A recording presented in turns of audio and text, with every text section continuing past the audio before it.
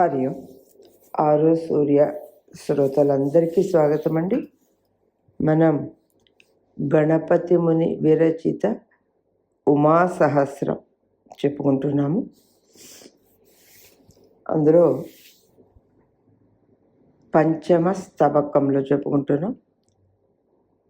అందులో ముందు 8 శ్లోకాలు అమ్మవారి అనుగ్రహం, హాసం, నవ్వు అనేటువంటిది చెప్పుకున్నాం.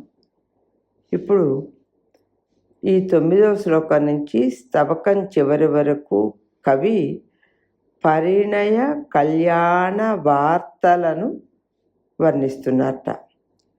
ప్రసంగవశమున దేవి సౌందర్యమును స్తుతిస్తున్నారు. అవి చూద్దాం. 9వ శ్లోకం నుంచి. నిర్మాయ విశ్వాలయమంబ శర్వా స్వయా సమం శిల్పవిదా సశిల్పీ విహర్తుమిచ్చన్నయి వోఢుమైచ్చన్ నారీం భవంతీం పురుషో భవస్త్వాం. నిర్మాయ విశ్వాలయం అంబ శర్వః త్వయా సమం శిల్పవిదా సహ శిల్పీ విహర్తుం ఇచ్చన్ అయి వోఢుం ఐచ్ఛత్ నారీం భవంతీం పురుషః భవన్ త్వాం. ఒక విచిత్రమైనటువంటి ఘటన మనకి ఇక్కడ తెలుస్తుంది. చూడండి. శివుడు తను అంబతో కలిసి విశ్వ నిర్మాణము చేసిన తర్వాత వారిద్దరికి తాము స్త్రీ పురుష రూపమును ధరించి భార్యాభర్తలు కావాలి అనే కోరిక ఆయనకి కలిగిందిటండి.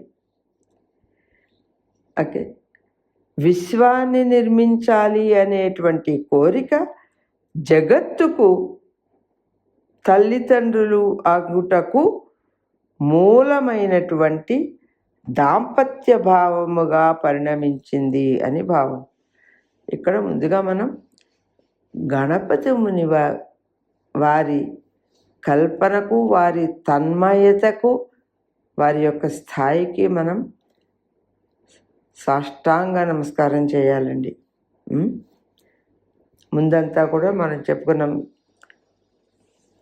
శక్తి శివుడు కలిసి ఇదంతా చేస్తూ వచ్చారు అని. అంటే వాళ్ళ యొక్క లీల ఇదంతా కూడా. అమ్మా, సర్వేశ్వరుడు అయినటువంటి శివుడు తాను స్వయముగా నిర్మాణ సమర్థుడు అయి ఉండి శిల్ప కోవిదమైనటువంటి నీతో కలిసి విశ్వాన్ని నిర్మించి అందులో విహరింపాలి అని కోరిక కలిగి తాను పురుషుడు అగుచు స్త్రీ అగుచున్న నిన్ను వివాహమాడవలనని కోరుకున్నాడమ్మా అని అంటూ తర్వాత దివ్యం దుకూలం ధవలం దధన వేణ్యా ఫణీంద్రోపమయాలసంతి ప్రఫుల్ల రాజీవ విలోచనాత్వం ప్రపంచ భర్తుర్నయన న్యహర్షీహి అహర్షీహి అని. అంటే దివ్యం దుకూలం ధవలం దధానా వేణ్యా ఫణీంద్ర ఉపమయా లసంతి ప్రఫుల్ల రాజీవలోచన త్వం ప్రపంచభర్తు నయనాని అహర్షీహి ఆకర్షించితివి అని ఇక్కడ అది పాస్ట్ టెన్స్లో చెప్తున్నారు.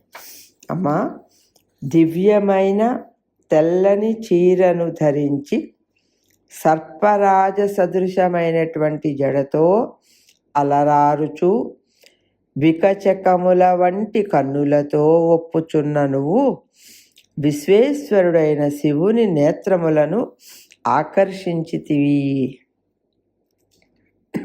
అంటే సూర్య, చంద్ర, అగ్నులు ముగ్గురు కూడా శివుడికి 3 నేత్రాలు. అయితే పార్వతి సందర్శన ఆనందముతో పరవశించినటువంటి పరమేశ్వరుని 3 నేత్రములు సమానముగా దయార్ద్ర భావములు అయినవి. ప్రత్యంగబంధం జ్వలదుత్తమం తే భుజంగరాజోపమవేణిరూపం ఆత్మైకనిష్ఠస్య చ విశ్వభర్తుః ఆరాధయామాస విలోచనాని. ప్రత్యంగబంధం జ్వలత్ ఉత్తమం తే భుజంగరాజోపమవేణి రూపం ఆత్మైకనిష్ఠస్య చ విశ్వభర్తుః ఆరాధయామాస విలోచనాని. పార్వతీ సౌందర్యము పరమేశ్వరుని 3 నేత్రములను ఒకే విధముగా ప్రశాంతము గావించను అని. ఎలాగండి? సర్వాంగ సౌష్ఠవ సంపన్నమై శ్రేష్టమై సర్పరాజ సమానమైన సదృశమైనటువంటి వేణి అంటే జడ కలిగినటువంటి ఆమె యొక్క రూపం అంటే నీ రూపము కేవలము ఆత్మనిష్ట కలిగినటువంటి విశ్వేశ్వరుని కన్నులకు తృప్తి కలిగించినది కదా అంటూ అభూస్త్వమాత్యస్య మనోమదాయ సచాపితే ప్రీతిపదం బభూవ న కేవలం వాం సకలస్య చాసీత్ దాంపత్యబంధస్య తదంబ బీజం. అభూః త్వం ఆద్యస్య మనోమదాయ సహ చ అపి తే ప్రీతిపదం బభూవ న కేవలం వాం సకలస్య చ ఆసీత్ దాంపత్యబంధస్య తత్ అంబ బీజం. ఇంకా చాలా విశేషంగా ఇక్కడ చెప్తున్నారండి. చెబుతూ ఇక్కడ అమ్మా నువ్వు ఆది పురుషుడు అయినటువంటి ఈశ్వరుని మనస్సుకు ఆనందము కలిగించితివి. ఆ ఈశ్వరుడు కూడా నీకు ప్రీతిపాత్రమైనాడు. ఈ పరస్పర సంతోషజనకత్వము కేవలము మీ ఇద్దరి దాంపత్య సంబంధమునకు మాత్రమే కాకుండా లోకమునందు అంతటా కూడా దాంపత్య సంబంధమునకు మూలము అయినది అని ఇక్కడ వాం అంటే మీరిద్దరు మీ ఇద్దరిని అని ఇక్కడ మనం అర్థం చేసుకోవాలంటే అది యుష్మత్ శబ్దం, నువ్వు అనేటువంటి సంస్కృత శబ్దం.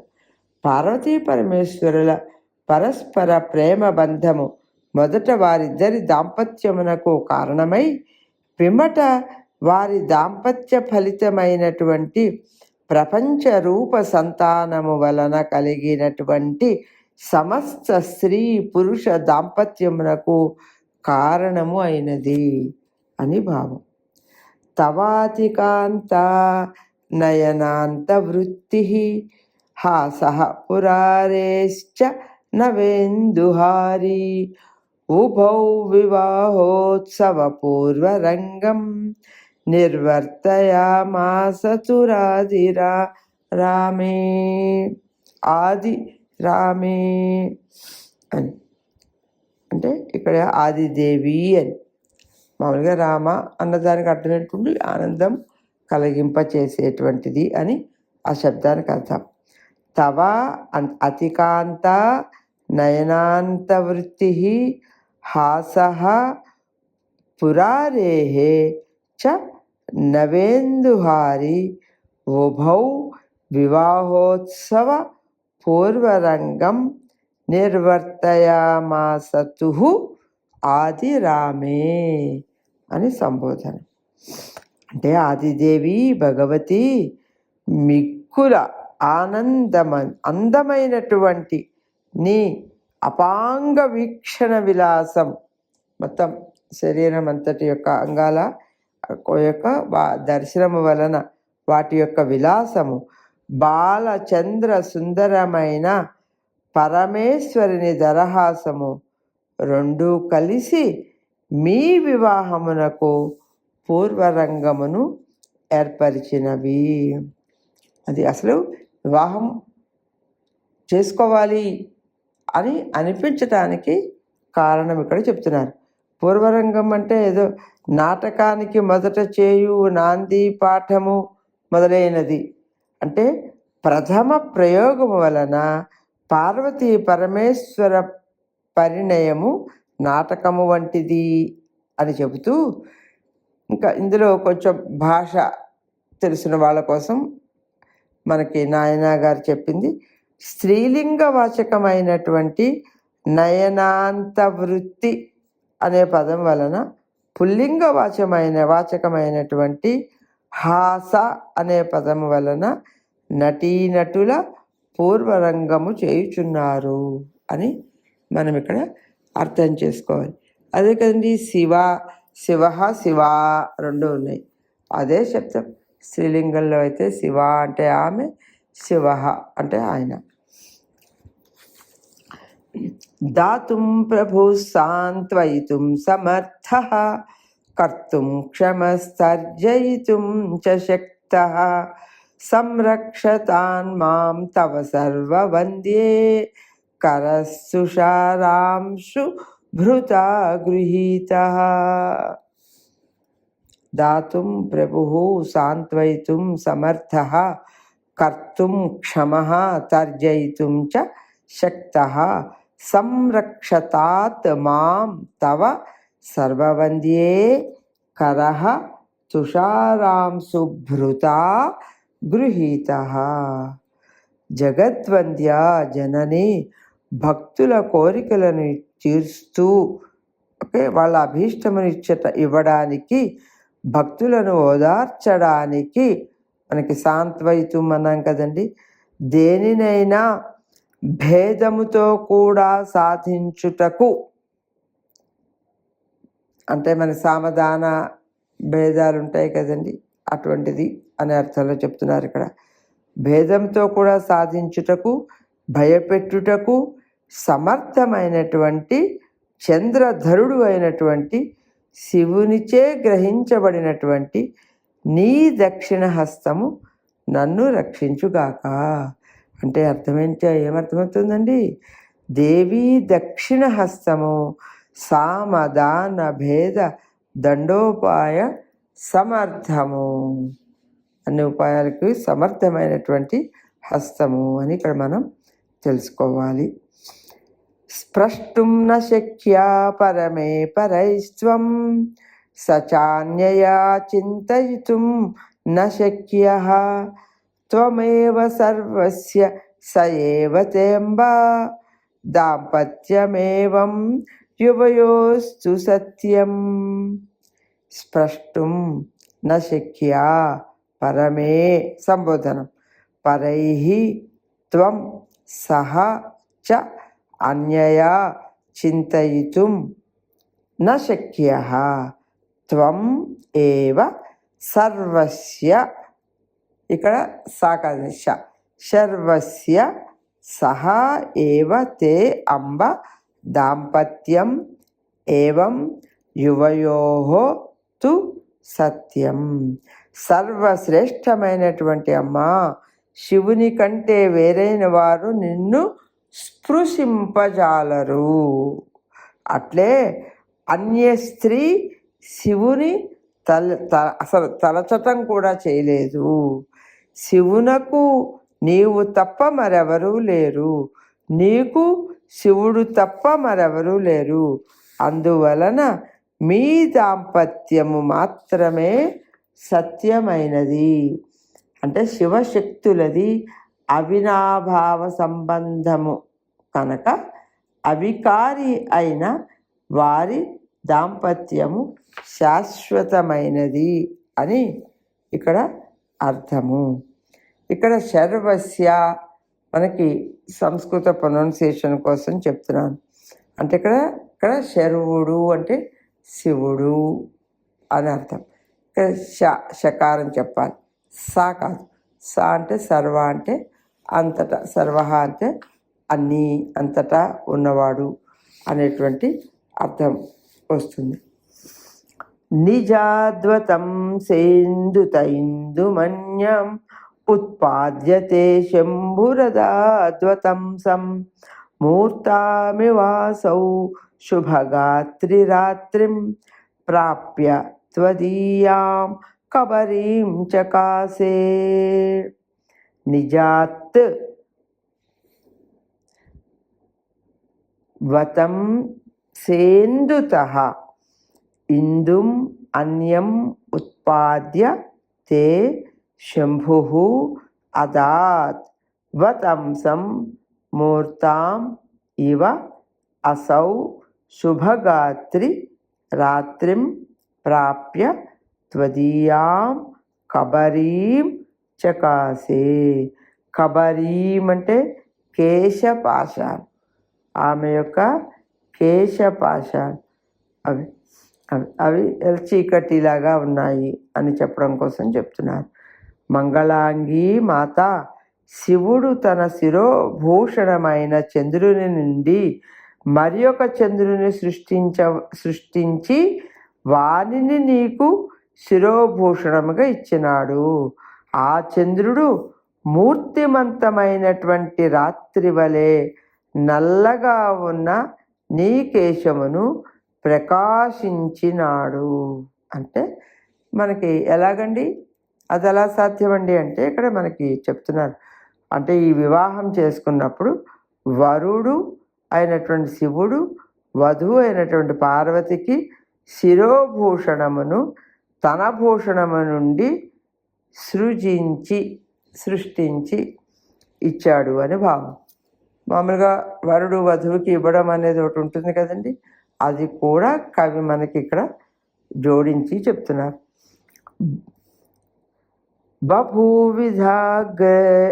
బభూవిధాగేంద్ర గృహే యదా త్వం సచేశ్వరస్తత్ర చకారవాసం విలోకమానస్తవ దేవి విద్యుత్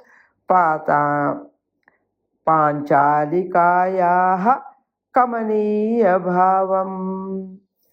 బభూవిథ అగ్రేంద్రగృహే యదా త్వం సహ చ ఈశ్వరః తత్ర చకార వాసం విలోకమానః తవ దేవి విద్యుత్ పాంచాలికాయాః కమనీయ భావం.